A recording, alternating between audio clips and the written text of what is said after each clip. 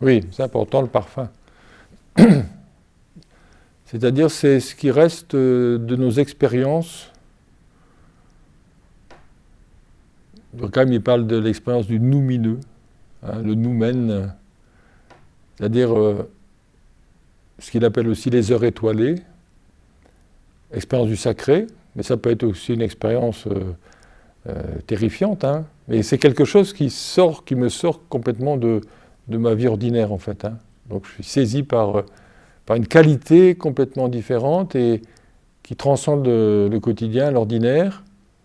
Et je prends conscience qu'il y a en moi quelque chose qui est au-delà de moi, hein, au-delà du moi existentiel, quelque chose qui m'habite et qui cherche à se manifester.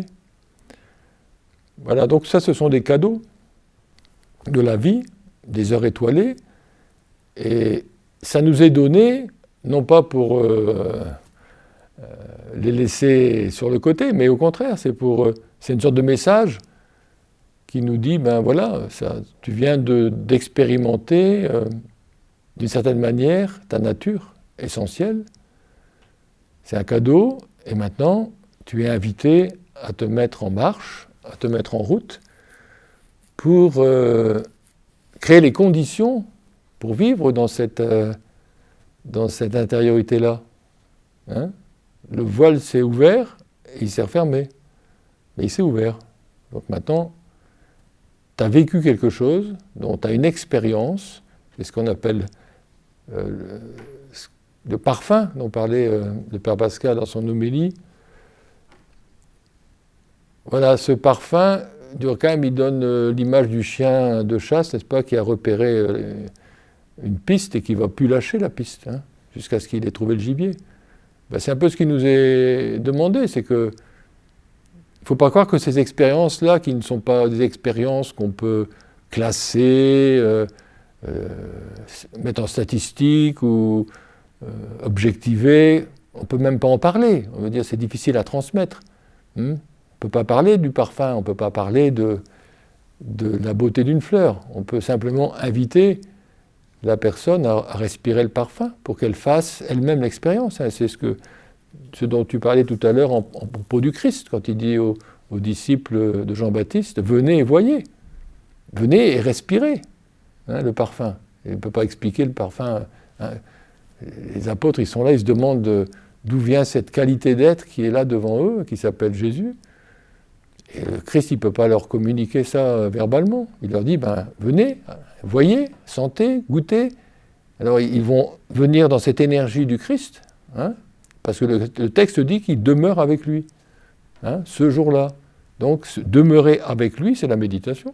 Demeurer avec lui, et pour pouvoir voir, sentir, goûter ce parfum de l'être, parfum de sainteté, hein, c'est bien connu. Voilà. Donc c'est une invitation à l'expérience, et tous ces instants qu'on a vécus sont précieux. Et bien souvent, dit Durkheim, dans la mentalité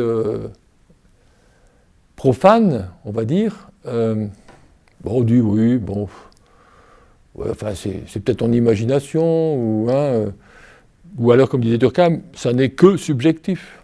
Ça n'entre pas dans un cadre objectif, donc c'est pas vraiment intéressant. Hein. La rationalité, l'objectivité, la logique, tout ça, la cohérence de notre mental, ne comprend pas ce qui se passe et pourquoi ça peut bouleverser à ce point-là quelqu'un. Mais une fois qu'on était touché par l'être, dans ces expériences-là, on n'en guérit pas. Donc il y aura toujours, au plus profond de moi, cette nostalgie de cette expérience vécue, qui est à la base de toutes les religions. Qu'est-ce que je fais avec ça ?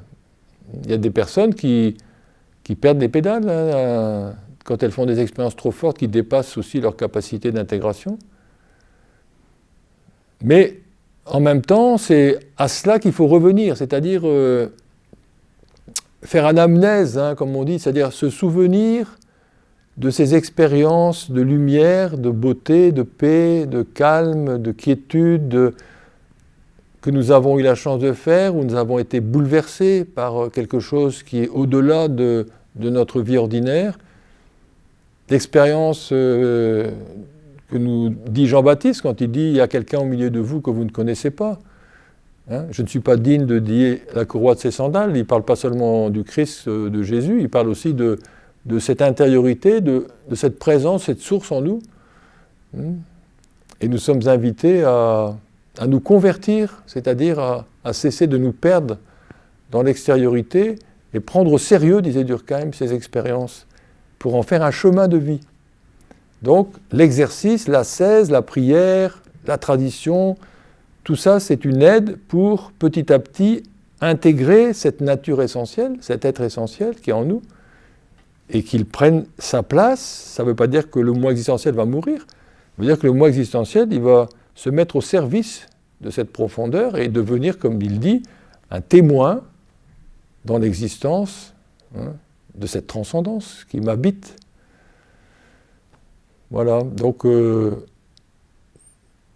c'est vraiment une proposition de chemin, parce que l'homme est libre, hein. Mais c'est important de savoir que cette nostalgie, souvent, même la dépression, hein, c'est souvent lié à ce refus, ou au fait qu'on ne comprenne pas ce qui s'est passé, ou on veut rester dans la rationalité, dans l'objectivité, on ne veut pas entrer dans la subjectivité de ce qu'on pense qui n'est pas sûr, on ne sait pas ce que ça veut dire tout ça. Bon. Mais l'être, il nous appelle constamment, hein, et d'autant plus qu'on résiste. Le Christ, il dit, hein, je frappe à la porte. Donc il frappe tout le temps. Quelquefois, ça frappe fort. Hein.